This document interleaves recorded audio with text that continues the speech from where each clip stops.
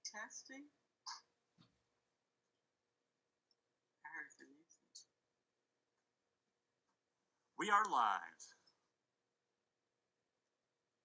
Thank you for joining us. This is Dr. Mary Lee Live. Welcome. We're so happy that you're here.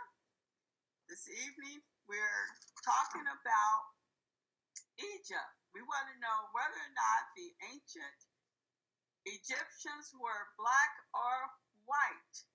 Egypt is designated in the old inscriptions as well as in the books of the Christian Egyptians of latter years as the Black Land, which is read in the Egyptian language as Kim or Kami. So Michael Tynes is going to be educating us a little bit today, but before we get to Michael, I want to welcome Dr. Tatum. Dr. Tatum, if you would introduce yourself and just say a few words, we'd appreciate it. Thank you, Dr. Lee. Sound like an exciting show. I'm Dr. Tatum here in California. I'll be participating as one of the co-hosts. Thank you for the invitation, Dr. Lee. Thank you so much.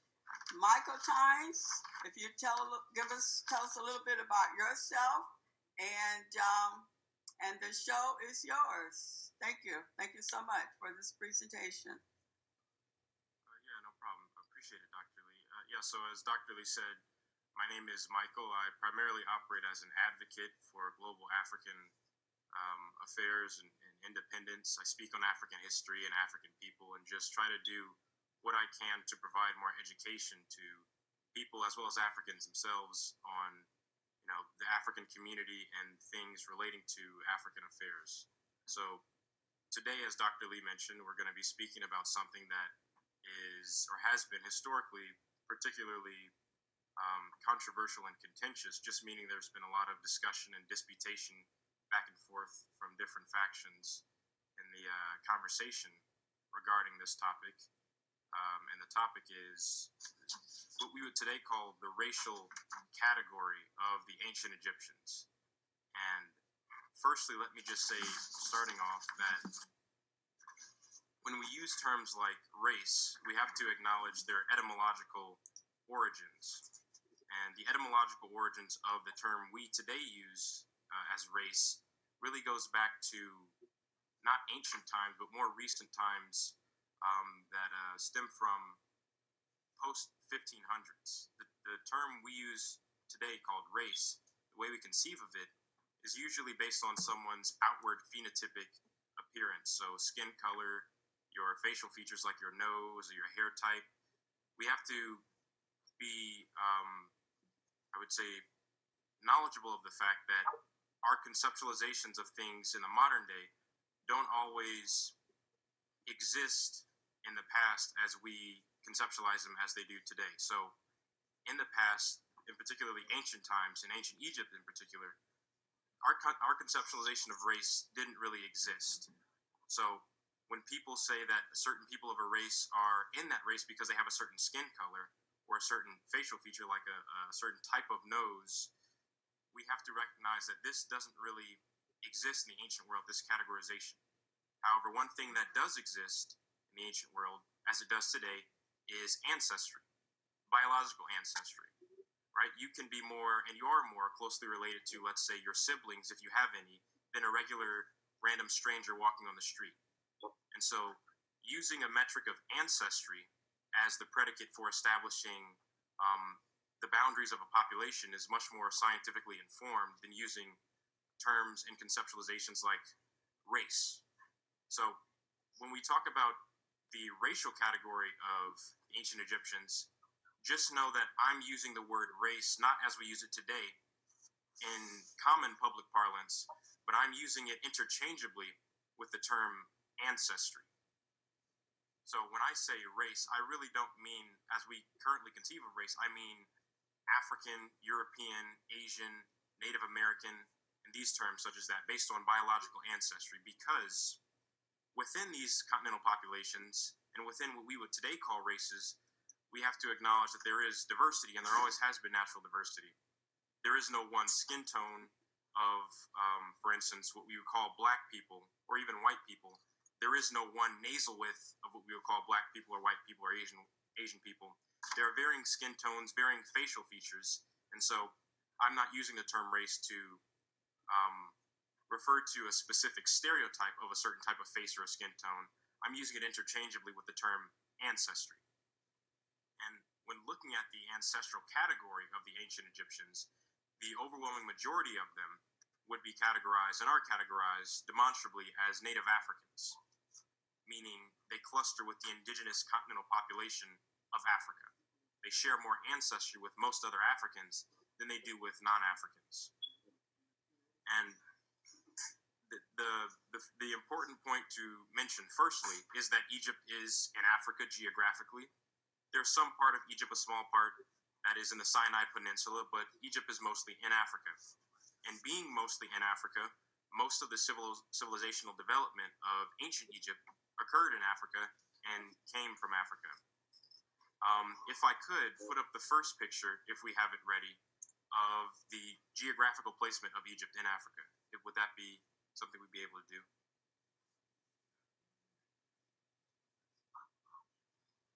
Would we be able to put up the? I think so. Yes. So here, if I don't know if anyone listening,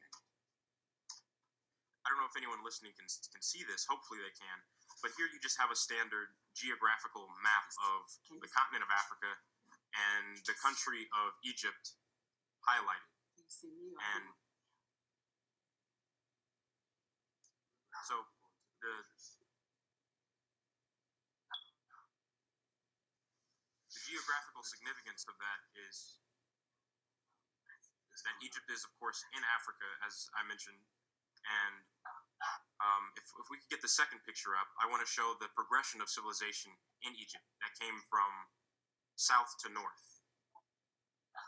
Will we be able to get the second? The second picture showing Upper and Lower Egypt, if we could get that up. The picture of the map of Egypt showing Upper and Lower Egypt. Is that the 6,000 years ago and today? No, I believe this is the picture before this picture. Just before this one. There's a map that says Upper and Lower Egypt on it. It's just a map of the country of Egypt. Okay, here it is. Yeah, this is it. Yeah, appreciate it. Thank you. So, some terms we have to get demystified. Upper Egypt means southern Egypt. Lower Egypt means northern Egypt. This may be confusing to people because people may associate, for whatever reason, upper with north, but we have to remember that the orientation of the map we use, of the global map, is an arbitrary one. There's no up or down in space, objectively speaking. You can orient it any way you want. And so the map we use is a European perspective map, and that's fine, but it just needs to be stated that it is a European perspective map. So Upper Egypt is more southern Egypt, as you can see here. Lower Egypt is more northern Egypt. The Nile River flows from south to north, not from north to south. The Nile River flows into the Mediterranean. The Mediterranean does not flow into Africa. So Upper Egypt is just referring to going upstream, against the stream. The Nile Valley Africans in Egypt, who designated Upper Egypt, southern Egypt as Upper Egypt, designated it as such because going south was going upstream, going towards the source of the Nile. And this flow of the Nile also corresponds to the flow of civilizational development in Egypt from south to north, coming from Central Africa into northern Egypt and progressing as such, as well as civilization coming from west to east into the Nile Valley and Egypt in particular. But as I mentioned, this progression of civilizational development came from south to north, and obviously brought individuals whose predominant ancestries are Native African from south to north as they populated the region we today call Egypt. Now, if I could go to the third picture that was put up previously, the 6,000 year and 6,000 year. Thank you, appreciate it. What this image is showing, this is an image from the National Oceanic and Atmospheric Administration in the United States, or NOAA for short, NOAA. this is showing the difference in environment and climate between 6,000 years ago and today. The reason why this map is important is because this plays into, or rather, I should say, it relates to a particular misconception that people have about Africa, which is a official distinction between what we today, and it is important to know that this is just a common term that we use today, but that is not rooted in anything scientifically or historically. The term we use today, called sub-Saharan Africa, refers to Africa south of the Sahara. And we usually categorize people who live south of the Sahara as a separate population to people who live north of the Sahara or in the Sahara. And this categorization is misleading and isn't really scientifically substantiated, mostly because of this image I'm showing you here. 6,000 years ago from today, or before today, I should say, what we call the Sahara did not exist. 6,000 years ago, the Sahara Desert did not exist. The region was actually mostly green. And as you can see on this image here, if you look to the right with the different colors and the words associated with them, you see this orange color on the 6,000-year-old portion. And that orange color relates to something called steppe. Steppe is a certain type of climatic environment that is grassy. It's green. Steppe climate is what the majority of what we today call North Africa was 6,000 years ago, before it was a desert. It was green, and animals were populating that region. Animals including humans, Africans. You also see a little darker brown beneath the orange layer in the 6,000-year-old portion called savanna. And I'm pretty sure most people have a conceptualization of what a savanna is, greenery with grass and all that. And you also see beneath the 6,000-year-old image, an image that says today. This is showing the change. This is showing the region as it looks today. You see more of the destination of the desert.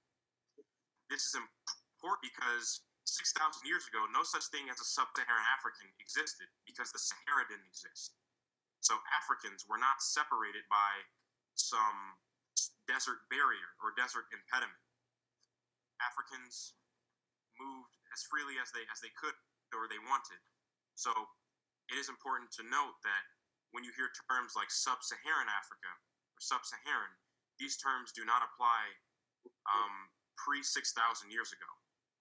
And as we know, Egyptian civilization was already taking place and commenced before 6,000 years ago. You have settlement in the Nile Valley going back before 6,000 years. So therefore, any separation between, Africans using terms like sub-Saharan can't really be projected backwards in time onto the period of time associated with the emergence of ancient Egyptian civilization, the first it came about. So that's important to know. If I could get to the next picture, showing the map of, yes, thank you, appreciate it. What this map is showing is the pigmentation differences that are geographically associated with certain regions. What you see basically is a skin color map. It isn't exact, but it's approximate. And you can see the closer you get to the equator, the darker the skin tones tend to become. And the farther away you get from the equator, the lighter the skin tones tend to become. And for most people listening, they probably have some inclination as to why this is. It's because of adaptation to radiation, sunlight, ultraviolet radiation in particular. We know that wherever there's more sunlight, wherever there's an increased amount of radiation exposure, humans and other animals as well have developed darker pigments to safeguard their DNA from getting mutated by this radiation. The darker pigment kind of blocks it and protects the skin. And in Africa, we typically use terms to describe Africans, what we call native Africans, such as Black African, terms like that. And terms like that don't really have any scientific substantiation in a phenotypic context, if by black you mean black skin, because native Africans have now and have always had actually the most diverse range of skin tones. So, trying to classify certain Africans by skin tone, saying populations are Black African or not Black African, if the term Black African is being used in a phenotypic context, using that classification is scientifically unsubstantiated, because Africans naturally have had diverse ranges of skin tones, and in fact have the most diverse range of skin tones. And one thing a point I want to mention is this range in skin tones you see in Africa is not due primarily to admixture with non-African populations. That certainly contributes, but most of the variance in African skin tones is indigenous. So this is natural. This is naturally what you'd expect. There is no such thing as a Black African population in a phenotypic context, because Africans naturally have had skin tones ranging from black, white, brown, and everything in between, and still do today. And when I say white, I mean albinism, right? For those who may not know, Africa as a continental population has the highest frequency of albinism of any continental population.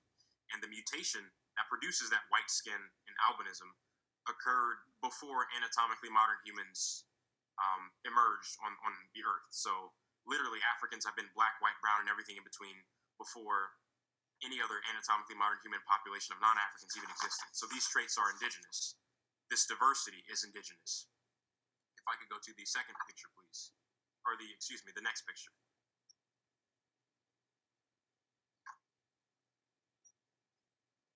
It's another skin color map. Thank you. What you're seeing here is what I previously mentioned, which is the variation in skin tones on the African continent. Only here, you're seeing what you don't need to pay too much attention to. Only here, you're seeing genes associated with the different skin tones. So, as I mentioned, Africa has the most diverse range of skin tones of any continental population. And most of this diversity is not due to non-African admixture. Most of this diversity is natural. And you see some of the genes that produce these skin tones. And if you look on the left where the number 1, you see the number 1, and right beneath it you see the word derived or darker.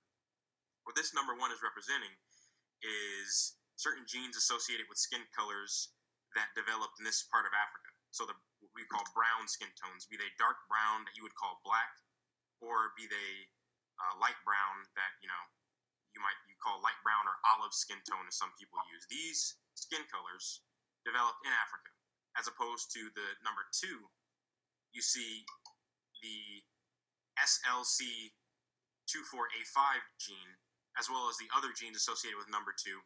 These genes come from non-African populations relating to skin color. But the variation in skin tones is primarily because of indigenous development, not from non-African admixture. If I could go to the next picture, please. Thank you. This picture is showing a visual representation of something I previously mentioned, which is African diversity, but more specifically, genetic diversity. It's important to note that Africans, as a continental population, are the most genetically diverse population of humans on the planet. I showed you the variance in skin tones in Africa, but now I want to show you a visual representation of the genetic variation in Africa.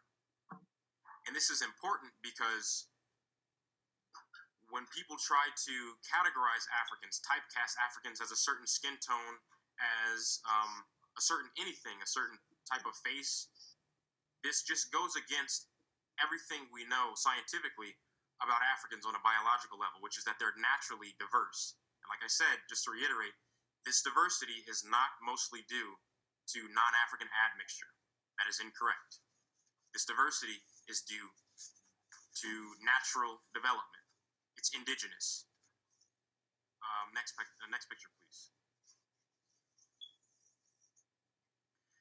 This is an important picture to reflect on because this is basically a picture that debunks our current notion of race in a biological sense.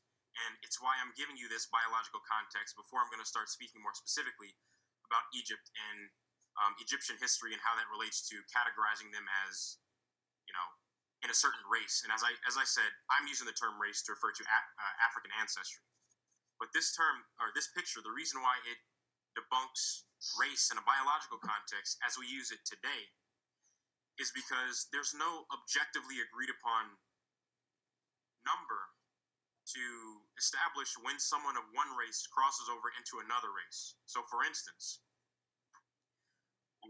if you were to say there's a certain type of black nose or a white nose or a negroid nose, even these terms, or black African nose, I could ask you, what does that mean? And you would probably say, well, for instance, using stereotypes, black people have wider noses than white people, or Africans have wider noses than Europeans. And then I would ask you, well, how wide? How wide is wide? What number is associated with wide? Is, for instance, nasal width. Is a nasal width of 1 inch wide? Is that wide? Is a nasal width of 2 inches wide? Is that wide? Or is a nasal width of 3 inches wide? Wide. How wide is wide? There's no objectively agreed upon number for this, and that's important to mention. If I could put that picture back up again, the same picture, I have that put back up again.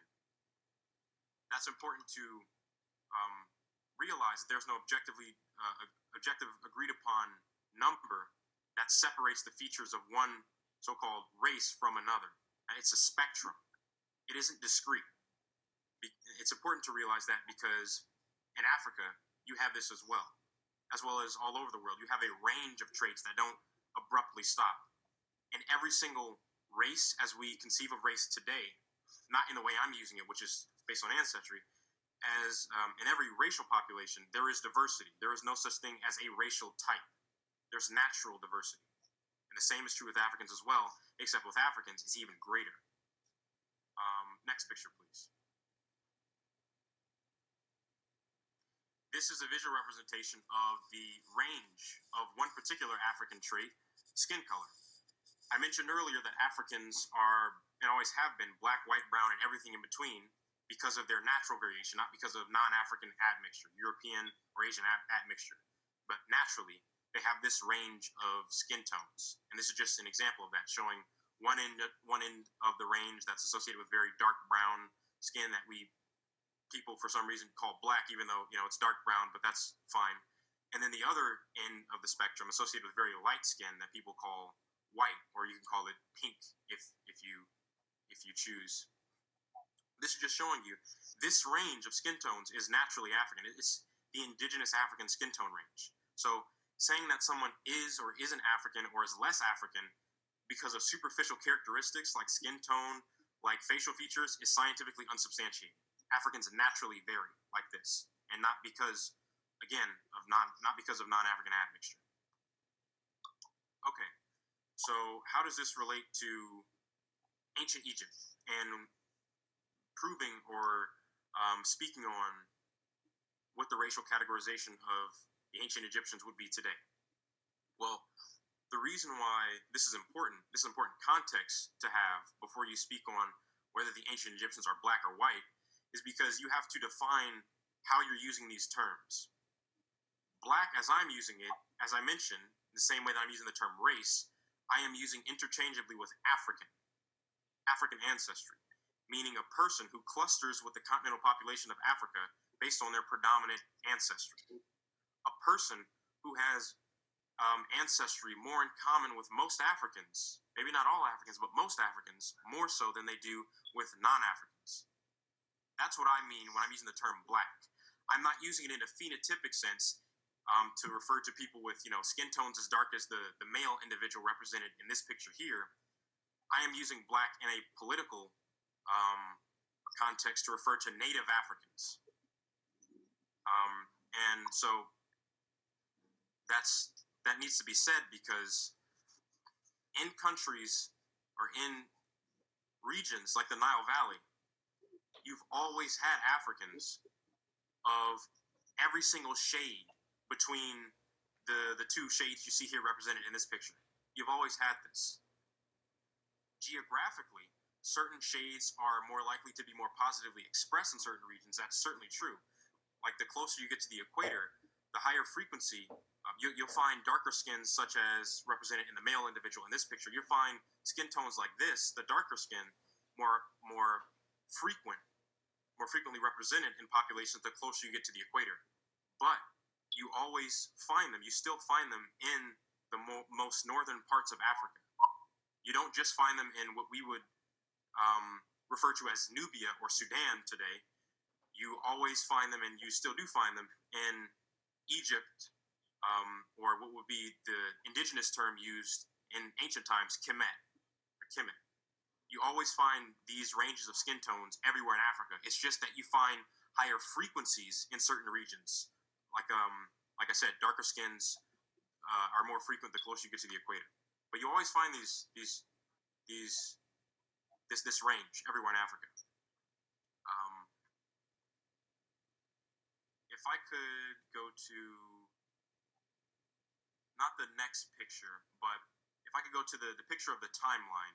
There's a timeline of ancient Egyptian history. It's a brief overview. Thank you. Appreciate it. This timeline is very important. Timeline is going to inform most of what I'm speaking about. So I don't know if everyone can see it that well, but you should be able to see generally that there's on the far left what I designated as the commonly agreed upon approximate beginning time of the Egyptian Empire, the dynastic period where Egypt was first unified, and then on the far right you see more recent time, or more closer to more recent times. What this map is showing, or excuse me, what this timeline is showing, is a brief overview of what's happened in Egypt.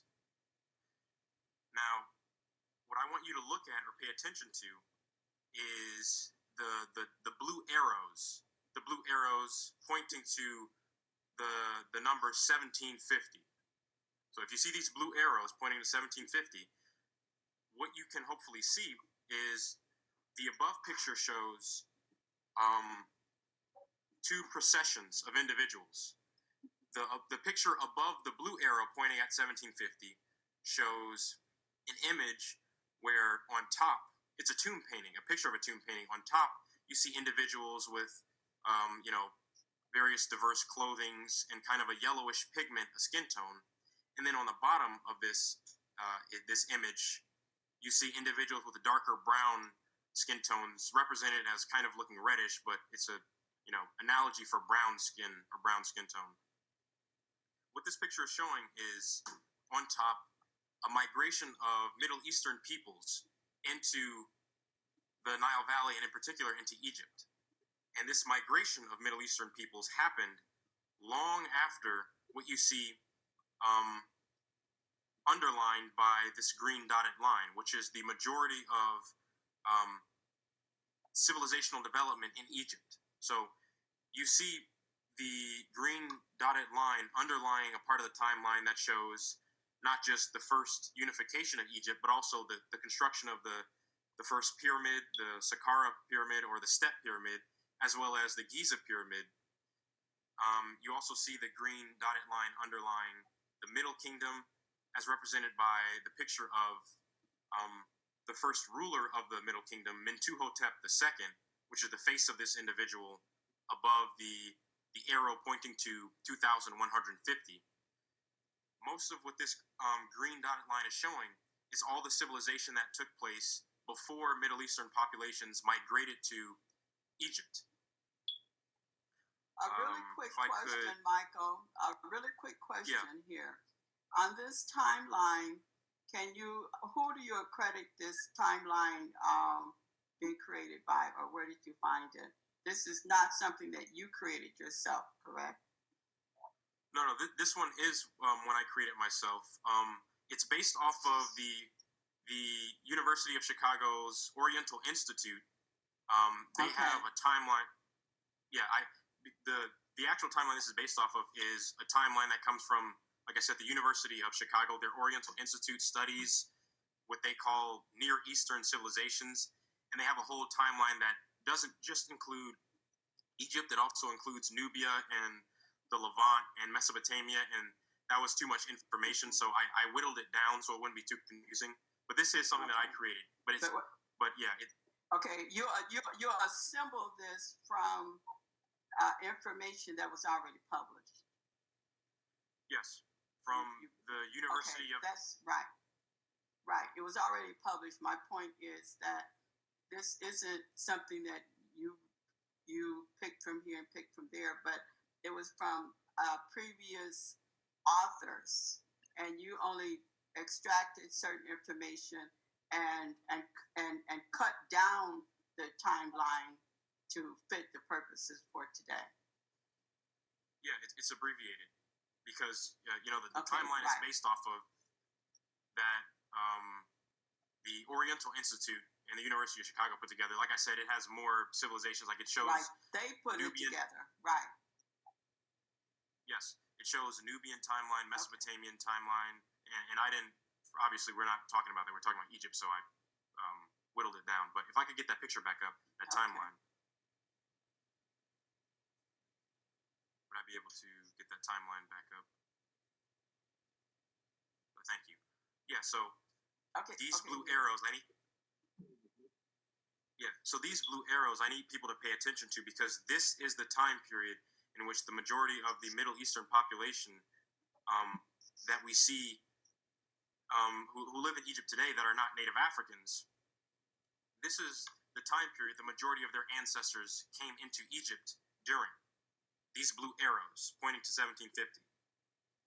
And if I could now display the picture of, it's a tomb painting that shows the Hyksos, this Middle Eastern people, on top, and redder or browner skinned people on bottom. Would I be able to get that tomb painting picture up? It is. Thank you, appreciate it. I don't know how well people can see this, but what you're seeing on top here is this is a painting that comes from a tomb in Beni Hassan. It's a place in Egypt today.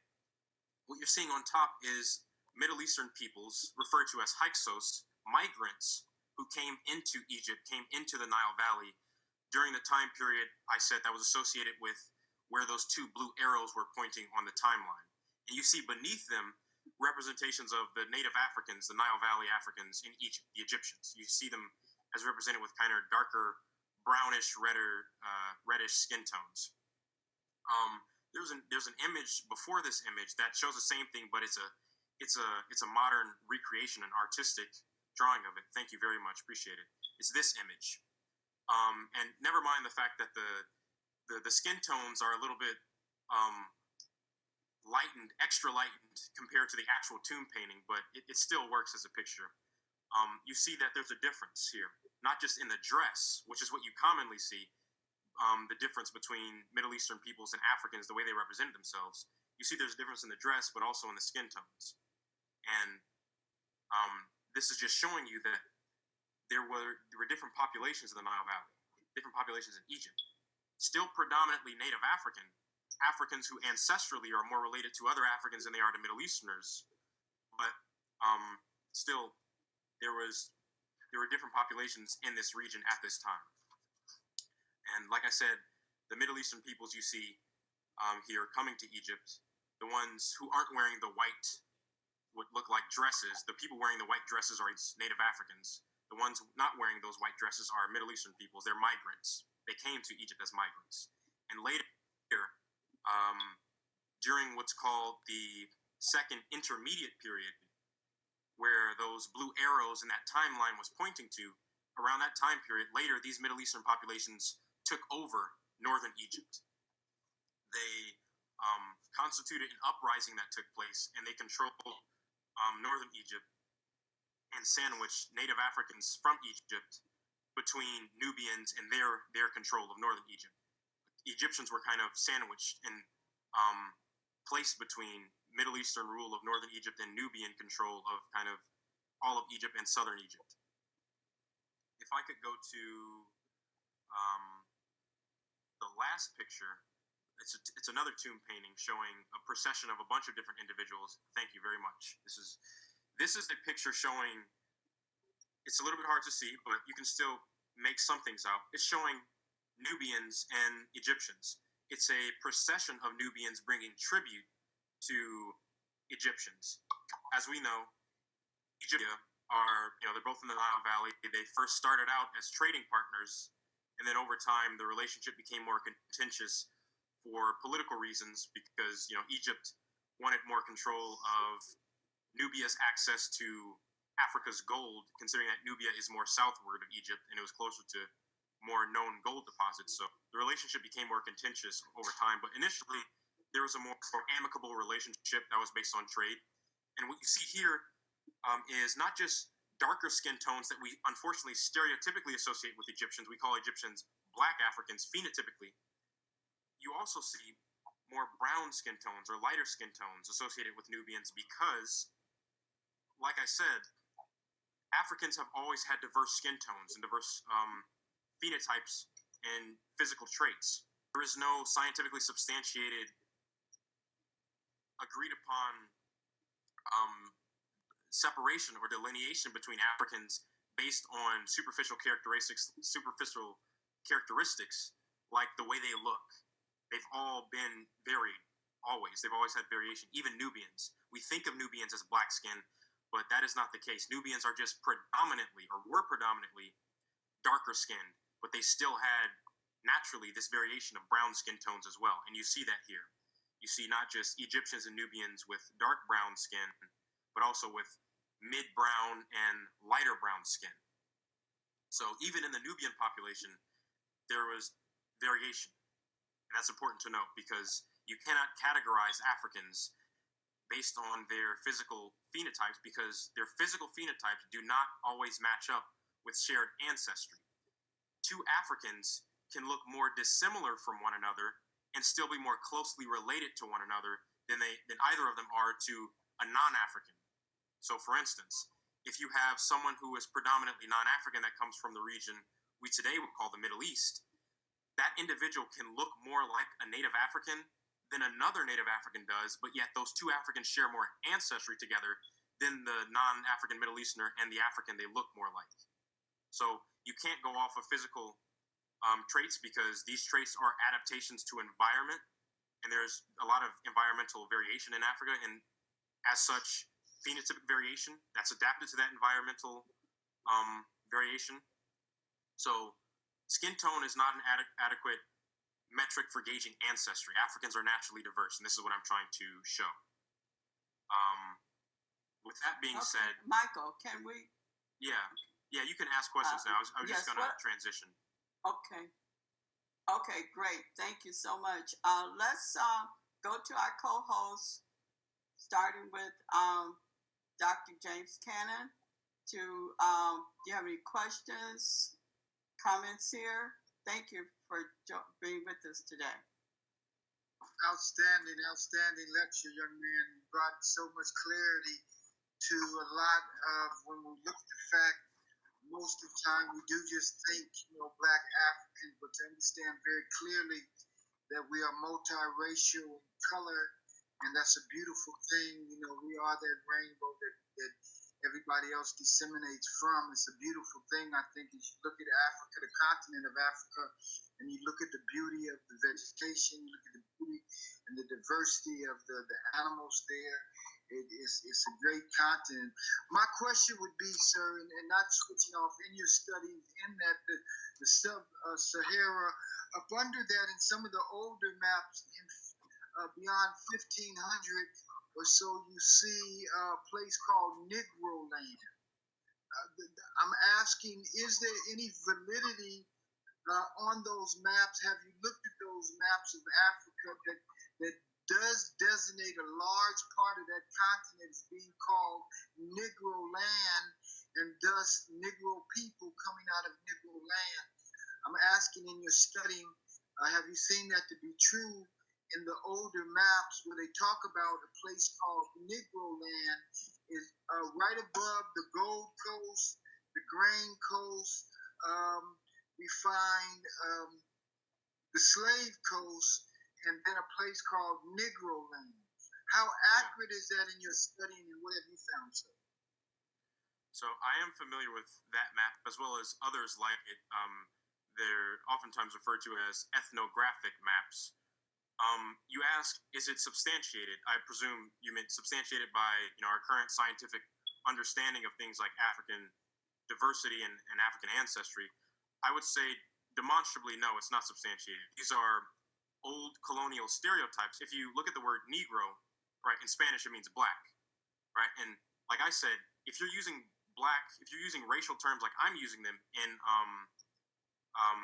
as being synonyms for African ancestry, then yeah, I guess you could say that Africans, if you're using Negro to mean African, then most Africans, yeah, are Negro. But if you're using Negro to mean a certain skin tone or a certain nasal width or a certain skull shape, then no, Negro does not apply. Negro is not substantiated by the scientific evidence we have today about African genetic diversity because, like I said, Africans are not one skin tone. They've never been that. They're not one nose shape. Never been that. They're not one skull. Never been that.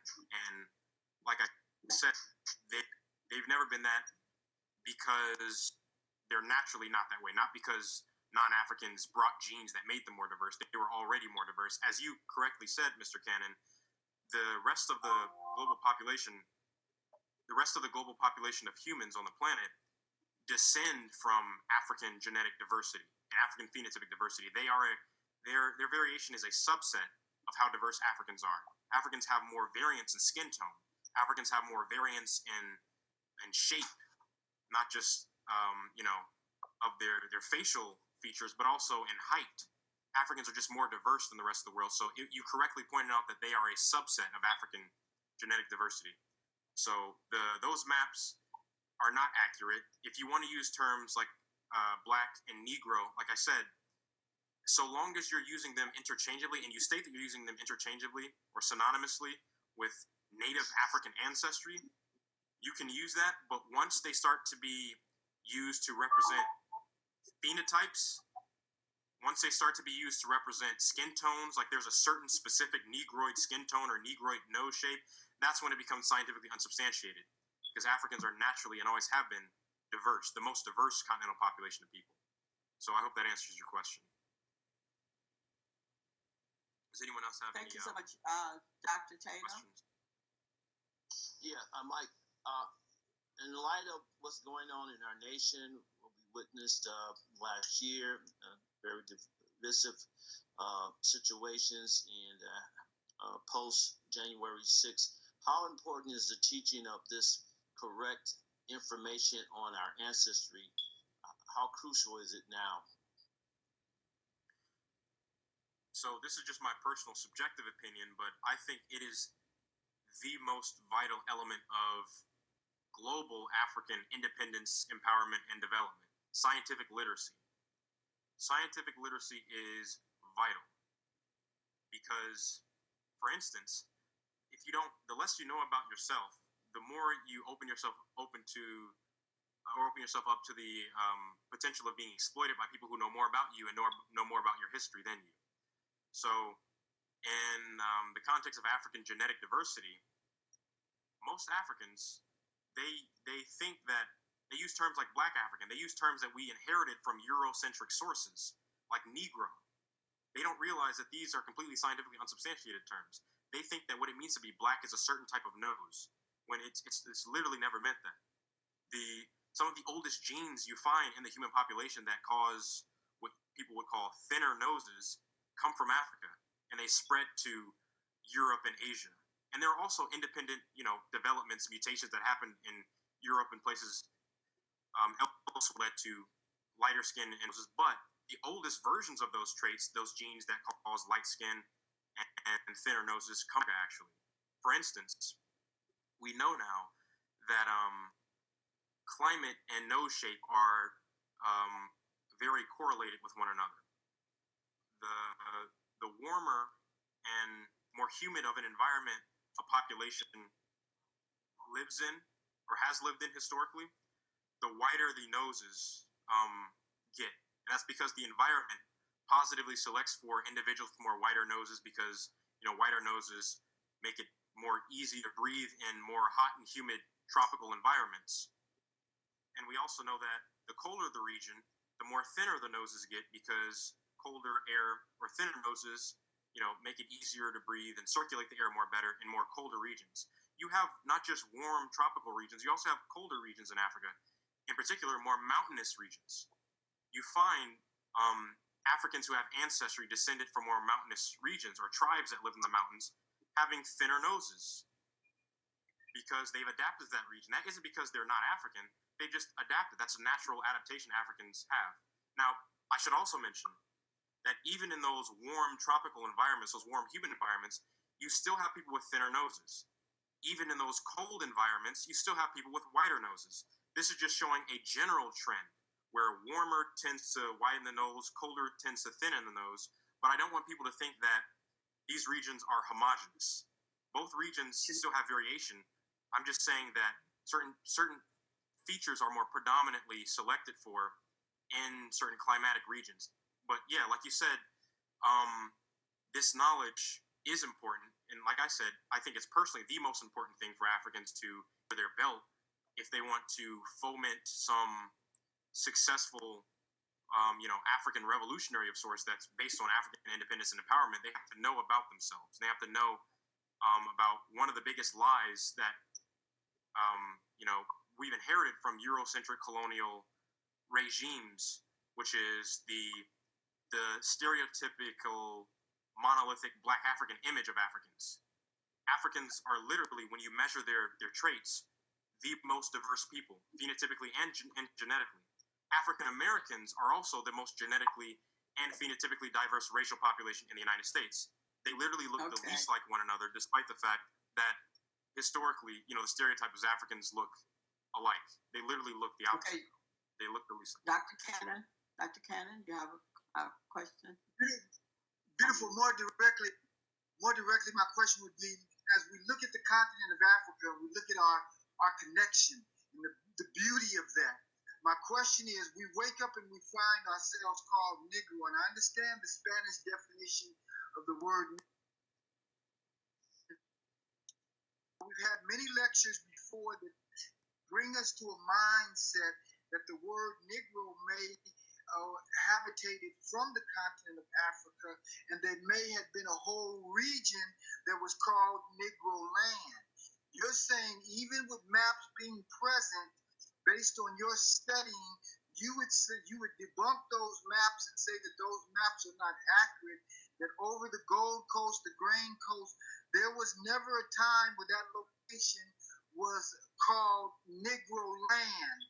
And understanding the possibility that slaves were not taken from Egypt. They wasn't taken from all over the continent of Africa. They were taken from brought to one location, predominantly the place of no return, which is right over the Gold Coast, the Grain Coast, the Slave Coast. But the maps show that there was an ancient place called Negro land. And the slaves were pulled from that place called Negro land and sold into slavery. Right by the Gold Coast, the Grain Coast, we find the Slave Coast. And there was a place there called the Kingdom of Judah.